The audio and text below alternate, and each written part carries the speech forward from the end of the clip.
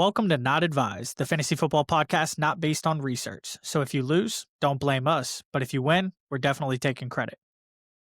Hey guys, welcome back to the best portion of our Not Advised podcast. I'm your host, CJ, and I am envious of the high that Raymond's been on the last month and a half. I'm Raymond, and of course, that high is wonderful. I don't want to give it up. Unfortunately, I don't think it's going to be as good next year. I don't think Miami's really going to have a quarterback at this point. Man, oh man. I think that's okay, because let's talk about it. You think it's fine to give up the futures now to win a chip, potentially, and then have a down year and spiral out of control next year? I'd give up a lot to guarantee this championship for the Hurricanes. Just for the Carson Beck edits on TikTok with like that Morgan Wallen song, Miami. Oh, God. I just need that. I need him winning the championship. What are your thoughts about that Miami Ole Miss game? Were you nervous at all during it? It shouldn't have been that close, man. It should have been that should close. have been a blowout. Should have been over in the first half. Yeah, dropped 5 interceptions, something 5 like that. interceptions. So let's talk about that. That's what I wanted to hit on. It came out that they had the flu or something, like the whole team did. So maybe that played into it. I don't think the flu prevents you from catching a ball. No, but you're not at least 2 of them were, like definite interceptions. I thought the ending of it was what college football is all about. It ended up being a close game, even though it probably shouldn't have been. I wish we'd have JD and Wes on the pod this week, but schedule conflicts. Yeah, I need a little bit less biased, but yeah, it should have been 31-17. Like it shouldn't have been close. Yeah, I kind of gave it away and let them into it. It should have ended Miami. The difference in like the Indiana-Oregon game. Yeah, it should have been just that embarrassing. But you're right, and you've said that all year that Miami just lets off the gas or can't close out the game when it means the most. Yeah, it's crazy because everybody thinks like Trinidad Chambliss had like this amazing game. Of course, he was electric, but Carson Beck had the exact same stats. But everybody hates on Carson Beck. I thought Carson played a good game. I thought he played the game that he should have played. I thought he was 100%. relatively safe with the football. He made all, he didn't have a perfect game, but I think overall he had a very stellar, solid game for what you'd want for a tough matchup that they had. Yeah, of course he had the 1 interception, but I don't necessarily know if that was completely his fault. Yeah, I think he played a lot better than the stats look too, because he had a couple nice deep balls that just were dropped. Like the whole Miami team had the drops that night. Yeah, both offense and defense. Yeah, it was annoying, but hopefully you get right for the championship. I do think opposite of each of the teams. We'll start on the Ole Miss side since you're a little biased, but I think Kewan. I think people didn't think he had a good game, but he had over 100 yards rushing. I just know that he had one play, right? That was 98% of the yards. It was like a 70-yard touchdown run, but he got hurt, right? He tweaked the hamstring or he ran too fast on that breakaway play. So it kind of actually may have been like 3D chess by the Canes. Like let him just get going and boom, pull the hammy. Yeah. And again, you were talking about on paper. I guess when you look at his stats overall, he didn't have a bad game, but he got hurt, so he didn't have the game we're used to. On the other side, though, on the Miami side, I think that Fletcher kid. I think there's something to say about him. I think he's good. I think he's better than. I don't think he's getting the attention he deserves. I think he's gonna be a big factor against Indiana, but his story is like even better. How his dad made him basically go to Miami. He was committed to Ohio State, and his dad's like a big Cane supporter, so he brought him down to Miami, and now it sucks, but his dad passed away, and that's gonna help motivate him, I hope. The story, that's what it's all about. Everybody can get behind a good story. We obviously don't like to hear, his story altogether about how his dad passed, but like you said, it's gonna be the motivation of him to play well in the championship game. And then, of course, we can't talk about Miami now and not mention Malachi Toney, though I don't know. He's a freshman, right? He had just turned 18 in the season. I don't know why it took him, like all of us, so long to come around on how good this kid actually is. But I don't know. Ever since that Notre Dame game to open up the season, like, he is different. I mean, he's got over 1,000 yards, almost 100 receptions, and the kid was 17 to start the season. He should be a senior in high school.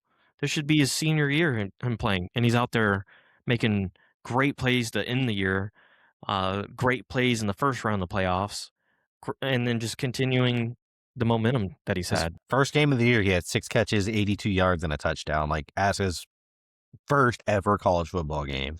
I'm pretty sure he was 17 at that point, too. Yeah. He started the Like- season at 17. Like, that's insane. I think he is going to be what we thought Ryan Williams was supposed to be.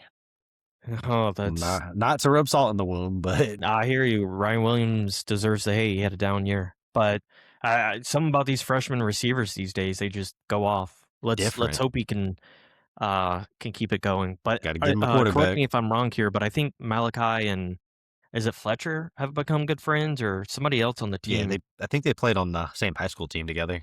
Yeah, that's right. So I mean, you pair that going into the championship game.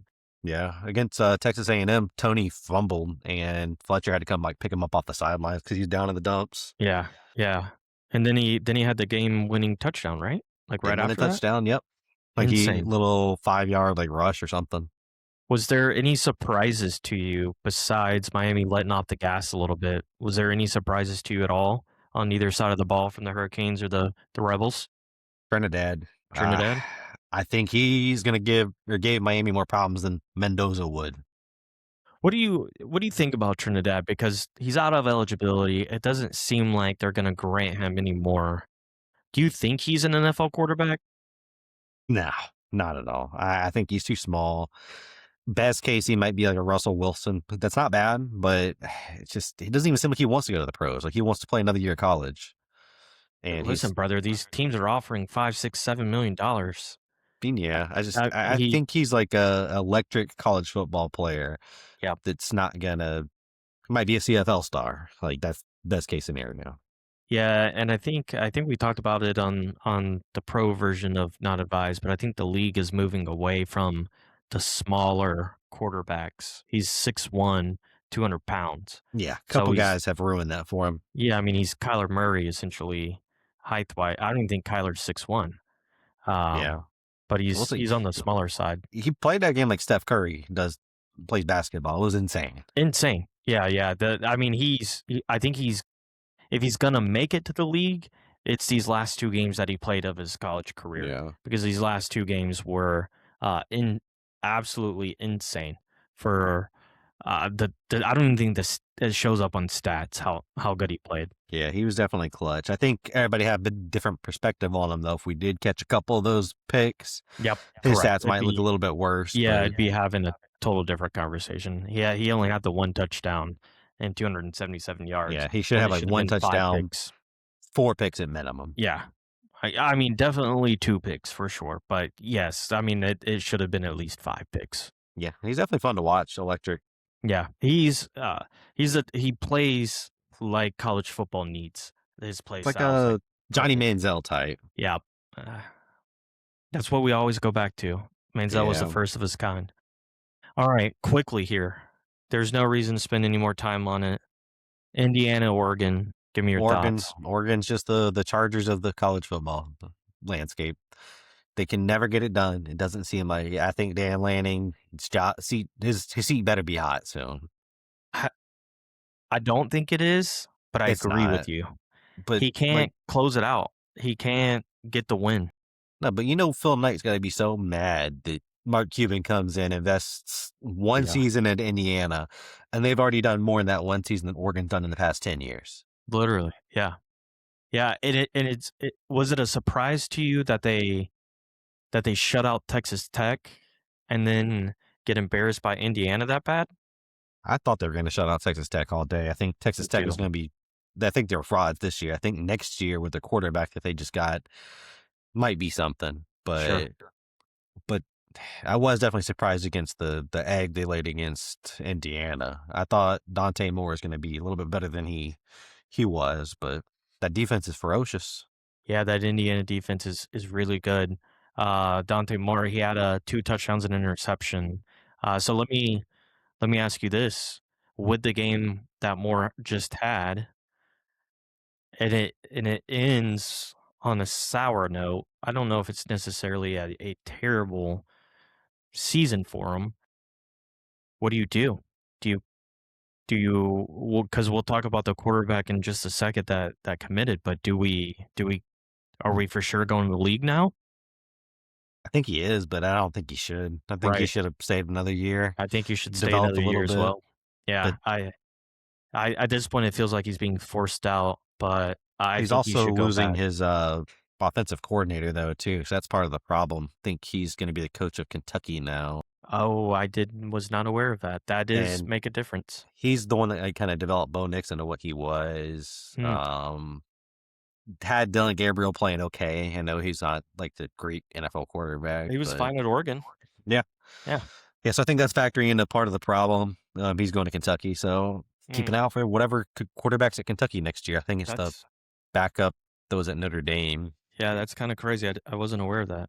That brings up a good point, though. Oregon just had kind of a crazy run at quarterbacks. You had Bo Nix, Dylan Gabriel, Dante Moore, and we'll talk about it in a minute, but they have Raiola being committed. Listen, the transfer portal's insane, but back to the coach. We'll see if he can get it done. He's got these quarterbacks. They can't win. And He's got all the money in the world too. Yeah. On the flip side, though, were you really surprised that Indiana was dominant in the game? I don't on paper, yes, we thought Oregon was going to put up a game, but the way Indiana's played and showed that they can beat people now, are we really surprised? Should we be surprised, rather?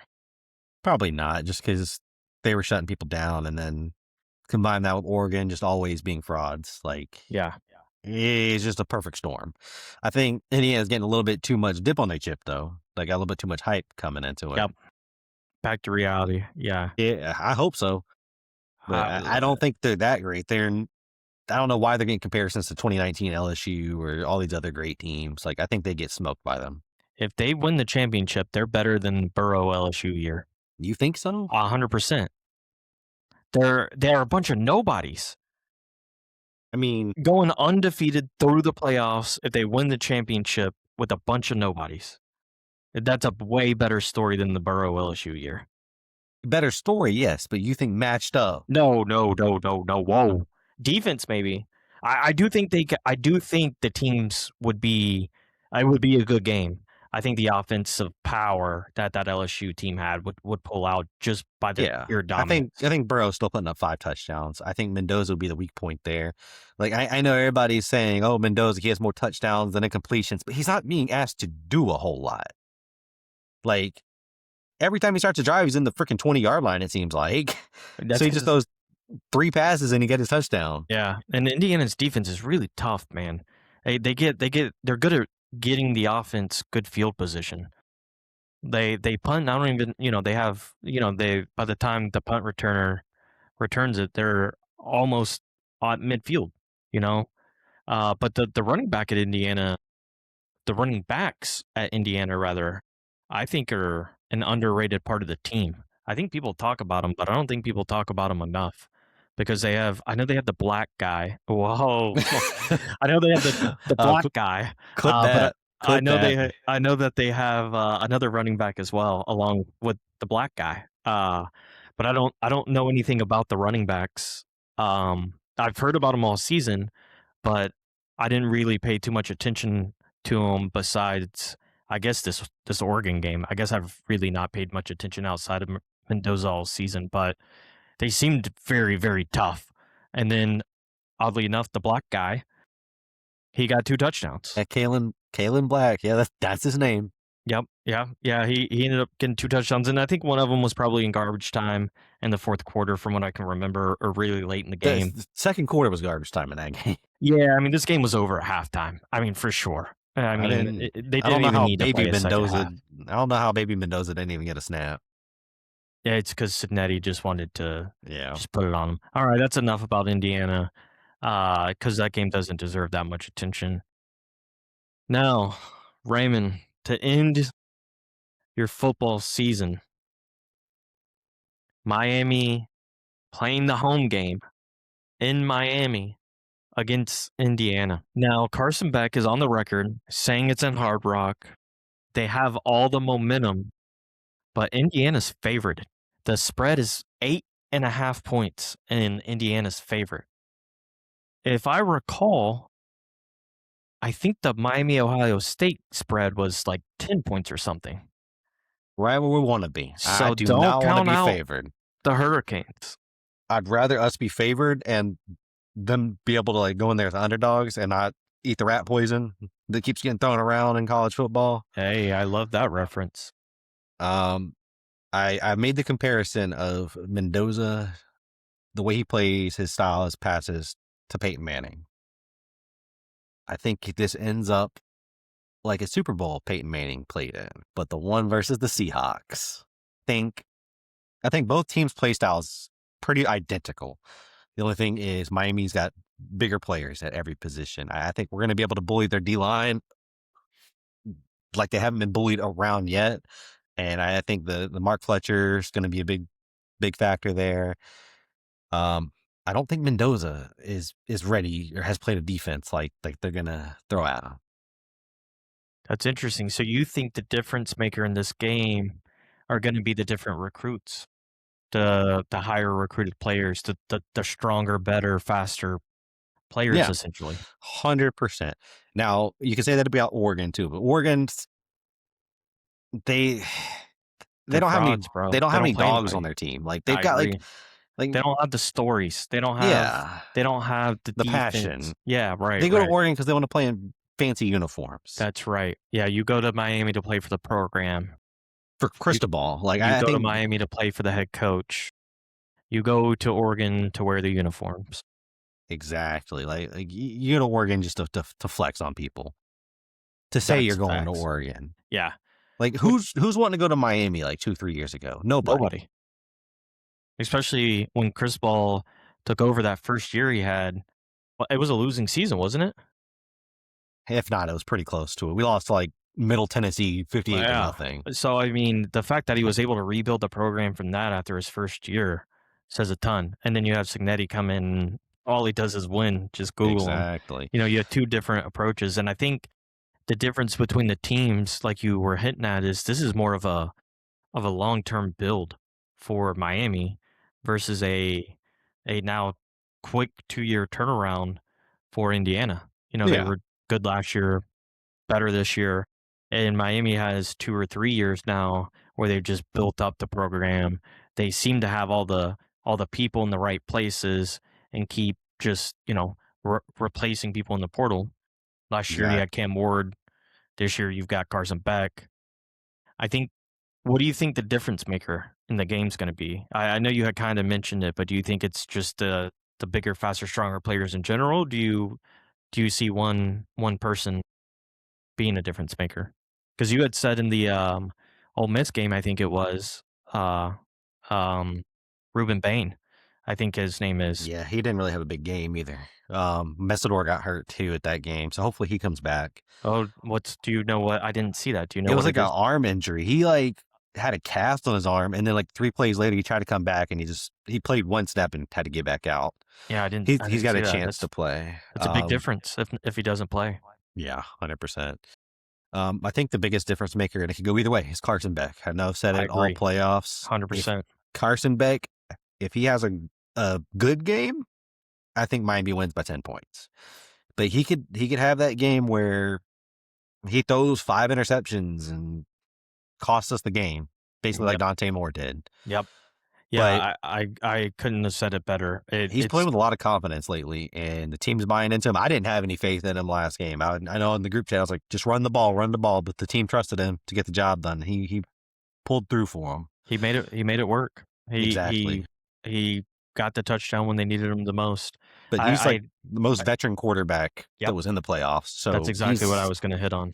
He's played in these games before. He's had the game Dante Moore had last week already in the playoffs a couple years ago. Yep. So yeah, he's been to this spot before. So he's seen a lot of things. He's had a career, and I think the difference maker is the experience. he's going to buy into everything the coaches are telling him, right? This is the moment. This is his moment. It's his to capture. The team's going to buy in around how he's playing. So if he has a good game, naturally everybody around him is going to have a good game. The O-line are going to block better. The running backs are going to run harder. The receivers are going to want to actually catch the ball.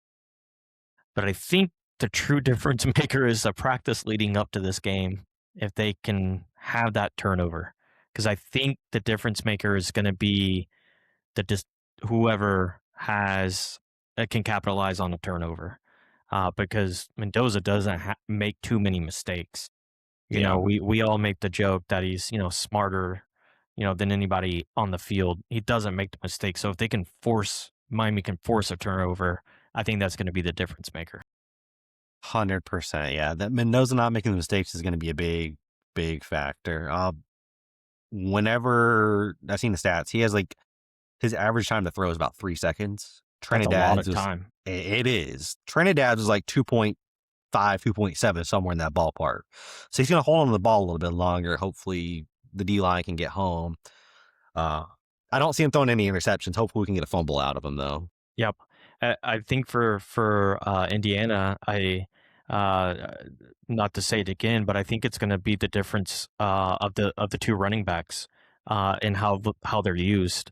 If they can get both of them going, it will open up the pass a lot more for Mendoza to have the 3 seconds of time to be able to just to throw the ball. I couldn't tell you anything about an Indiana receiver. I just know Mendoza gets it to whoever's wide open in the middle of the field. One of them was playing with Trevor Lawrence at Clemson. I seen that. I did see that. I still don't know who that is, but he's apparently still pretty good, though. He's all right. I think he's just okay. I think Mendoza's just really good at his ball placement. Making him who it is. And the way he throws the ball, he doesn't try to go too far down the field. He throws catchable balls. They have the safe, very safe, medium balls. I don't even know if they're short passes, but they're not necessarily long passes either. Exactly. I haven't seen it anywhere. It was a shower thought. I was sitting there why am I hating on Mendoza so much? And he plays the game just like Peyton Manning does. He's just all cerebral, just doesn't really put the ball into harm's way. He's boring to watch. Yeah, just the boring football. But he's going to be safe with that ball. He's not going to throw too many interceptions. And it's just drop back, boom, it's out. Just anticipating where he's going. Yeah, and that's the opposite of Trinidad, right? That's the boring football that nobody wants to watch, but it's the good football that gets people that wins you ball games. Exactly. Trinidad just makes it happen, whereas Mendoza sees it happening before it's happening and just puts it on them. I'm pretty sure the way Mendoza's brain works, he knows what's going to happen before they even break the huddle. He's always in flow state, it feels like. I feel like you could blindfold him. He's going to do the exact same thing. The ball is going to hit the same spot 10 out of 10 times. Yeah, I agree. I think he's so mentally prepared that he doesn't even allow himself to make the mistakes versus Carson Beck. Once he makes a mistake, it feels like it just compounds on top of each other. Right. It comes in bunches. Now, if we can get to Mendoza, make him fumble or swat a couple passes, get a pick that way, I think that's the only way. We got to force him. I've gone back and forth with myself on who I want to win this game. Now, obviously, we know from weeks of listening to you, you're clearly Miami by a trillion. I really want to see the Mendoza kid, the Heisman winner. I really want to see them pull it off. But I don't know if I think they're 8.5-point favorites. I guess like the underdog in this story. We wrote Miami off before they got into the playoffs, that they shouldn't be in the playoffs. Then they proved to us through A&M that they deserved it. And then we wrote them off against Ohio State. And they were like, okay, maybe they're the truth. And then they played against Ole Miss. And we're like, there's no way they beat an SEC team. And they proved us there. So at what point do we all put respect on Miami's name? It doesn't really matter who wins. I think no matter what, it's a good thing for college football. Obviously, I want Miami to win. Yes. It is a great thing for college football because we don't have the same 4 Exactly. teams in the championship that we've had for the last Exactly. It's a win 22 for years. both programs, even if they lose. Like getting Yes. to the playoffs, getting to the championship. Now, I will say, everybody keeps writing off Miami. It's Indiana's basically just putting the beat down on everybody. Like they're beating everybody by 30 points. Yep. But I will Yeah, say, literally. one of the only common opponents that they had was Ohio State. Oh. Indiana beat them 13-10. Oh, big difference. Miami beat them 24-14 in a more important game. Just saying. You heard it here first, folks. I'm gonna go Miami. I want technically the underdog story. I want to see the team win at home. I like the story of the kids at Miami. I do. I was a Carson Beck hater, all of Georgia, obviously, with me being an Alabama fan. But it would be nice to see Carson Beck get a ring with the freshman. The freshly 18-year-old kid should be a senior in high school. I think it'll help Ruben Baines draft stock. I mean, the program will be bright for that conference, win or lose. But my final prediction is Miami to win. As much as I want to see Mendoza pull it out, I think Miami's story overall is better. I think both teams have like the dog in them to where they're going to come out play aggressive. I just think one's a pit bull and one's a little chihuahua. That's crazy calling Cinetti's team a chihuahua. It's just a bunch of Division II players. Like that's all it is. Like they're not big enough. You're right. They got the heart. I'll give it to them, but Miami's got the heart too. There was a reason they couldn't make it on the other teams. You're exactly right. Yeah.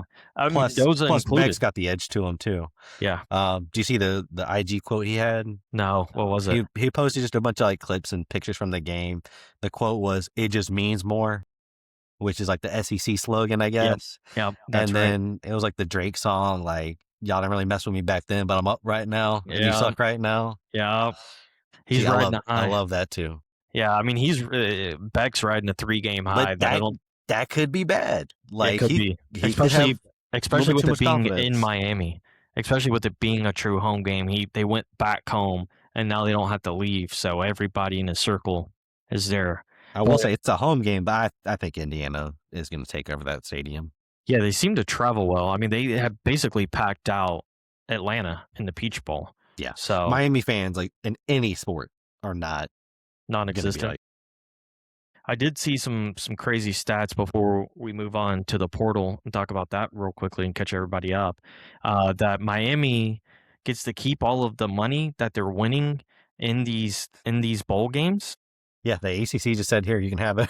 So essentially that's just going to portal money, right? Like it's pretty just much, going to the collective, and it's like I think I saw a number of like 16 million or some crazy something like that. Some crazy number. So hey, got to pay that Carson Beck salary somehow. That was to my point though. They paid him $4 million to come to Miami. I mean, they just like 10x their investment. Assuming not only do they make it to the chip, but assuming they win. Yeah. Not only did that pay off, but the amount of money that they got on the way there is enough to go pay somebody else. Wish we could have paid Ty Simpson, but he officially just signed his draft declare. Yeah, so let's talk about that. So Ty Simpson, I guess at the end of last week, declared for the draft, and there were reports coming out over the weekend that teams were offering them up to $6 million to come to the program. And now today, as we're recording, he's officially declaring for the draft, which means two things to me. Either A, he didn't want to transfer, and B, he's pretty much guaranteed top 5 pick. Because $6 million, I know with the NFL draft that falls off at a certain pick number, but I couldn't tell you what the pick is. But he's essentially betting on himself to make more money in the NFL than returning to college. I think that's even possible. Like, even if he gets drafted first overall, let me see. I know they've capped it, and I know it was like after in the most recent CBA, but I don't know what the guaranteed money is. So year one, if you're drafted first overall, it says you make about $10 million. So he's not going first overall though. No, and we were offering him $6.5 million. That would be slotted at him drafted about 7th overall. So he's So pretty much guaranteed probably a top 5 pick is what his sources are probably telling him. pretty much. I don't see it. If you're drafted 7th overall, you make $6.5 million. But if you're drafted 8th overall, you get $5.6 million. Yeah, so So there's a definitely big drop off there. yeah, top 5 or 6 pick is what he's been guaranteed. Now, however, my question to you then is, does he jump Dante Moore now that Moore? And again, I don't know if Moore struggled in the game, but Indiana's definitely got his number. But do you think any chance Ty jumps him? No shot. I don't see it. I don't even see Ty being maybe a top. He can be like drafted in like the 20s. I feel like kind of in like the Kenny Pickett range. Steelers could use a quarterback. He could. I hope they don't draft him. I've got Will Howard in Dynasty, but I could see him I going like like the Will Howard. Rams. We ain't seen nothing from him since that championship game, so hopefully last year, he can do something. about 12 months ago. Let's speaking of all the quarterbacks in the portal, let's talk about the updates that we've seen in the portal since last week. Go ahead and kick us off with Sam Leavitt. What do you think about him? He's officially committed to Louisiana State University. It's a lot of money for an often injured quarterback who doesn't really seem to care about his team. Do you know how much they gave him? I haven't seen any reports on it. I've not looked or cared, to be honest with you. Let's see. I spelled NIL right. I don't think anything's out just yet. Nothing official. I mean, it's got to be a few $1 million. It says worth up to $5 million, maybe. That's insane. I don't know if he's a $5 million quarterback. I don't know. I'm not a believer. He's BPA though. He's the best player available. But then again, see what Lane did with Trinidad. So yeah, we did. I think Sorsby's the better get by Texas Tech, but that's just my opinion. Yeah, Sorsby. Yeah, Sorsby ended up at Texas Tech. You had mentioned it earlier. We assume Texas Tech will be back in a fighting fashion for the playoffs next year. I think he's an underrated quarterback that everybody needs to keep their eye on. Definitely. I think he's going to be like a more pro-style quarterback for that team. They just got Isaiah Horton as well, who I'm not a big fan of. Played at Miami, played at Alabama. He just seems to disappear in big games. But he does. He does disappear in big games, but maybe Sorsby will. Maybe he'll fit right in at Texas Tech. Yeah, they just disappear in big games. I going back real quickly, the more I think about the Leavitt situation now that I've said it out loud, I think Lane's gonna have to, or whoever is calling that offense, is gonna have to really change up the way they call the offense to fit Leavitt's play style. While I think he's an okay quarterback, I don't, like you said, I don't know if he's the best in college football for next year. And Lane, for the pressure that he's put on himself at LSU, he probably needs the best quarterback in college football. He could be. It's just he's a little arrogant, I feel like. Yeah, and I full get of that himself vibe too. But so is Lane. Like maybe they'll just be best friends. For the record, Sorsby's at Texas Tech, and Isaiah Horton's at A&M. Oh, yep. I thought he committed to Texas Tech. He committed to A&M. So same school, different logo. Same school, different logo. Same results. Same results. Yep. Speaking of keeping it in the state of Texas, Cam Coleman, he's rocking with your Longhorns. Hey, that's my side piece. He's rocking with your side piece, the Longhorns. I think you had mentioned it last week that you expected it to be Texas. I don't know if I am fully on board with him going to Texas. I think it's a great fit. I think it's bad for the SEC. Now they have such a dominant offense going into next year. I think it's a terrific commit for Cam Coleman. I think he's going to have over 1,000 yards, assuming Arch continues to progress. I'm sure he had 1,000 with whoever they had at quarterback at Auburn. Yeah, that's crazy. But yeah, they're gonna be preseason number 1. Yeah, they just have too much pressure. That's a lot of hype to live up to, man. They just have too much pressure. Another underrated transfer is Deuce Knight, the kid from Auburn, is going to Ole Miss. Allegedly, there's reports out that he may not be the starter at Ole Miss. So I can't see him not being, honestly. I don't know. Well, our Ole Miss expert's not here, so yeah, we'll see. Wait and see. Maybe we can get him on and talk to him about it later. But I mean, Trinidad also wasn't supposed to be the starter either. It just seems like their backup quarterbacks, maybe. Yeah, it seemed to be better. And But I I couldn't think even tell you now who that starter was at Ole Miss before Trinidad. doesn't matter, I guess. Yeah. Wasn't as good as Trinidad. I'm seeing here Indiana's got to commit some Nick Marsh kid from Michigan State, a receiver. So it seems like they're gonna have another good portal class. Yeah, they're just gonna reload They probably. have a Josh Hoover from TCU as quarterback. He's already enrolled. There was another big name that Hollywood Smothers, by the way. He's dead to me. He's completely dead to me. He Committed to flopped Alabama. he flopped. Apparently he was enrolled in Alabama and now has flopped and recommitted to Texas. Like I said last week, I think the kid, just on the name, is such a football name. I think it's fitting for what the Texas offense is going to run that they have a kid in the backfield named Hollywood. I think that just fits with Arch. It fits with Cam Coleman. I think that offense next year is going to be unstoppable. It's gonna put a lot of pressure on them, though. They have to basically make the playoffs, make it to the championship, or else it's a bust of a season. Yeah, Which a lot of teams can say that, but yeah, it's a lot of pressure. I think it's even more pressure at Texas than any other school. I mean, you have your Ryan Day at Ohio State. I think Sarkisian's hot seat, not even hot seat. I think just his pressure of the job is probably the most pressured situation for them to be in a win now. Not even a win now, just win, period. Yeah. Everybody there, all those portal transfers, Arch. It is do or die, basically. It's next year seems to be the year for Texas. I hope so. I would love a Miami Hurricanes championship followed by a Texas Longhorns championship. Man, what a run you would be on. That'd be too much dope. That would be if that happens, your 2028 has to be miserable. I mean, it's got to happen to make up for my Dolphins fandom. So yeah, it's true. Let's talk anybody else that I'm missing real quickly that we can quickly go over. I don't think so. I will say a little prediction. This kid from USC, Hassan Longstreet, probably never heard of him, backup quarterback. I think he's going to be like the transfer. Hopefully Miami can get him. We need somebody.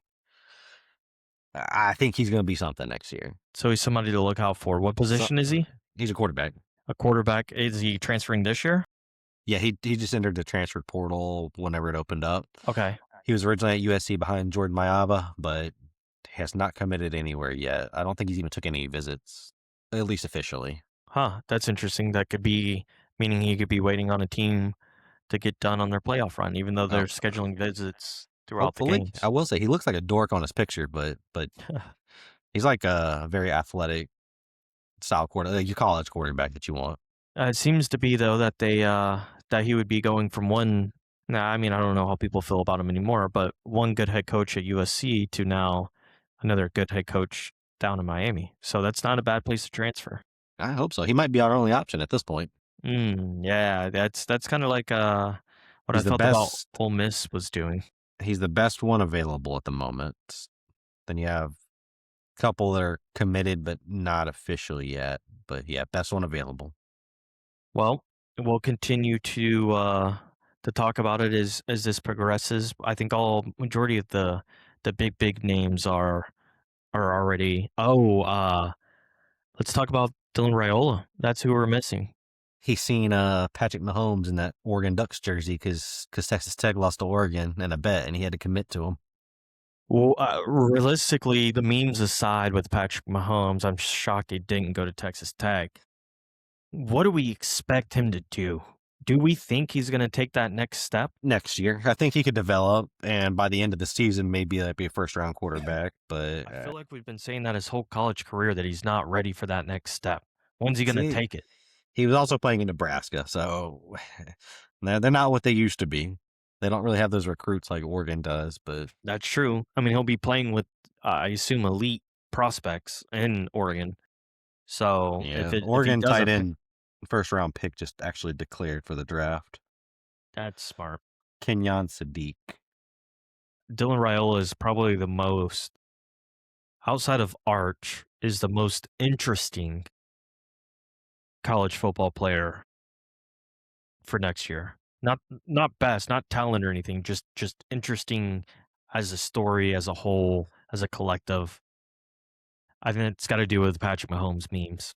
I will say he's the Oregon Ducks of quarterbacks. I feel like so it's a good match. That's Like fitting. a lot of hype, not a whole lot of production. Sure. That makes total sense. I mean, I agree with everything you're saying. Unfortunately, I wish I had somewhere I could disagree with it, but We need JD. We need JD to bring us back down to earth. I feel like there couldn't been a better school for him to go to than Oregon. I feel like if he's going to produce to the next level, I think Dan Lanning's going to be able to get it out of him, and he may or may not make that next step. Probably not, since they lost their offensive coordinator, but we'll see. Yeah, but he never played with him, so he doesn't know what he's missing. Yeah, it's true. But that guy's the one that produced Justin Herbert, Bo Nix. And you said he's Dylan. going to Kentucky. Yeah, I can't think of his name. Doesn't matter. Kentucky's going to Klein. stay. They're going to stay irrelevant. We need to go to the Kentucky game. Yeah, I'm down. Will Stein, that's his name. Yes, I did see that. Yes, I don't know if I knew he was the Ducks OC though. This I is did where we see need the name. JD. JD's like the coordinator, coach guy. We'll talk about it next week when JD joins us, hopefully without a schedule conflict. He better. There it is. Yeah, Will Stein. Oh, he looks like a head coach. Just off of vibes alone, he looks like a Cliff Kingsbury. Oh, interesting. I wonder what he's going to do. We should have talked about that today. We'll talk about that next week. I wouldn't be surprised, speaking of him, if he went back to college. He needs to. I think he'd destroy the college level. Oh, this guy's gonna cook. He's like a dweeb looking guy. The Stein guy? Yes. Oh god. Watch out for Kentucky. Okay. Let's watch out for Kentucky, as they are a basketball school. Not anymore. They are a football school now. I could tell. He's got that look to him. What are they going, 6 wins to make a bowl game? Something like. Ridiculous. Well, we'll see what kind of team that they can build over the probably next year, since this probably is late in the game for him to be hired and get portal kids. So we'll stay tuned. Y'all keep coming back to our weekly college episode that we're running out of. Next week will probably be one of our last main weeks for it on this episode, but unless Miami loses, then this is the last episode. Unless Miami loses, then you'll never hear from us again. Yep. Stay tuned. Thank you all for watching. If you enjoyed this podcast, please follow us on all socials at Not Advised Podcast. Again, this was Not Advised Podcast, the fantasy football podcast based off of vibes and opinions. So if you stay winning off this nonsense we are spitting, we want to split in.